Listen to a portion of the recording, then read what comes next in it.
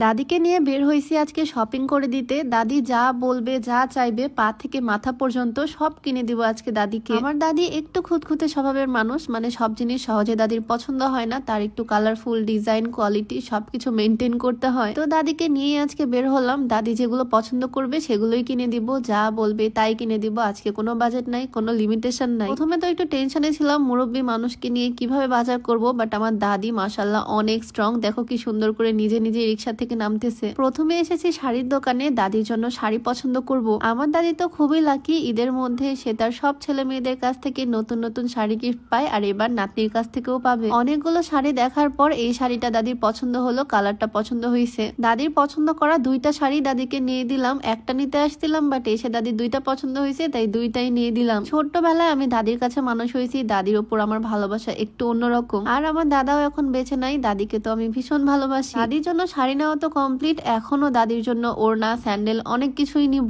আজকে দাদিকে বাজারে নিয়ে আসছি, যেটা যেটা চাইবে সবকিছুই নিয়ে দিব। আচ্ছা, তার আগে তোমাদেরকে একটা কিউট বক্স দেখাই। এই বক্সটা হচ্ছে একটা পারফিউমের সেট। এই পারফিউম সেটটা আমি অনেক দিন ধরে নেওয়ার কথা ভাবতেছিলাম, ফাইনালি ঈদের মধ্যে নিয়েই নিলাম। 3টা পারফিউম আছে এখানে। একটা হচ্ছে এরকম হিলের মতো, এইটা আমার সবচেয়ে বেশি ভালো লাগে, খুবই ইউনিক আর স্মেলটাও একদম জোস। হিলের মতো একটা সুন্দর পারফিউম আছে, আর একটা আছে সুন্দর একটা কিউট ছোট্ট বোতল। এইটার পারফিউমটাও খুবই সুন্দর, মানে স্মেলটা অনেক নাইস। আর একটা আছে এরকম লাভ শেপের, এইটাও কিন্তু খুবই কিউট। আর 3টা পারফিউমের স্মেলই 3 রকমের। পারফিউমের বোতল থেকে শুরু করে বক্স কোয়ালিটি, পারফিউমের স্মেল সবকিছুই অনেক সুন্দর। ঈদে প্রিয় মানুষকে গিফট করলে একদম খুশি হয়ে যাবে। আর এটার সাথে আমি একটা প্রয়োজনীয় জিনিসও নিছি, একটা মেকআপ ব্যাগ। এই ব্যাগটার মধ্যে আমি মেকআপের যাবতীয় সব আইটেম ক্যারি করতে পারবো, অনেক স্পেস আছে এটাতে। পারফিউমের বক্সটা কিন্তু ভীষণ সুন্দর। এই দুইটা প্রোডাক্টই আমি নিয়েছি cute glam glow Facebook page থেকে। পেজটা আমি ডেসক্রিপশনে মেনশন করে দিব। যাই হোক, রাস্তা দিয়ে হাঁটতে হাঁটতে আমার দাদি আমাকে বলল তার একটা ওড়না লাগবে, তাই চলে আসলাম ওড়নার দোকানে। আর দাদির পছন্দ মতোই সুন্দর দেখে একটা ওড়না কিনে দিলাম। বাজারে হাঁটতে হাঁটতে দাদি আমাকে বলতেছে তার একটা বোরখা লাগবে, নতুন বোরখা। দাদি শাড়ির সাথে ম্যাচিং ব্লাউজ পেটিকোটও নিব, সেই জন্য একটা কাপড়ের দোকানে চলে আসলাম। ব্লাউজ গুলো তো ম্যাচিং ম্যাচিং কিনে নিলাম, আর তার সাথে দাদির জন্য বোরখার কাপড়ও নিয়ে নিলাম। ওই যে বললাম দাদি যা যা চাইবে সবকিছুই নিয়ে নিব,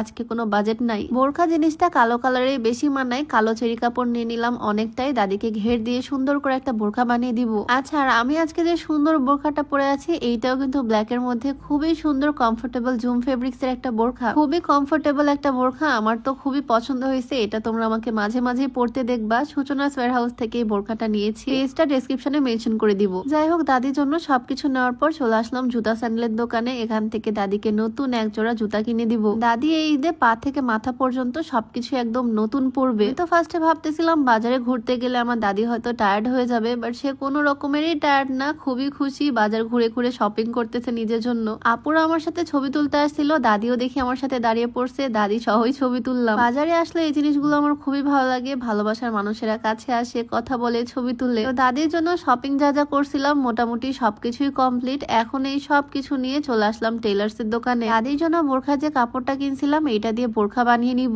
এখন টেলার্স এর দোকানে যে পরিমাণে প্রেসার, ঈদের আগে হয়তো দাদির নতুন বোরখাটা আর হবে না, তবে যখনই হবে আমি নতুন বোরখা দাদির কাছে পৌঁছে দিব। যাই হোক, বোরখাটাও বানাতে দিয়ে দিলাম। এই প্রথমবার দাদি আমার শ্বশুর বাড়িতে আসছে, আর দাদিকে নিয়ে আজকে পুরা শহর ঘুরলাম, দাদিকে ইচ্ছা মতো শপিং করে দিলাম। আমি তো ভীষণ খুশি, আর আমার দাদিও খুশি। তো সবাই আমার দাদির জন্য দোয়া করে দিও। আজকে ভিডিও এখানেই শেষ করছি। সবাইকে আল্লাহ হাফেজ।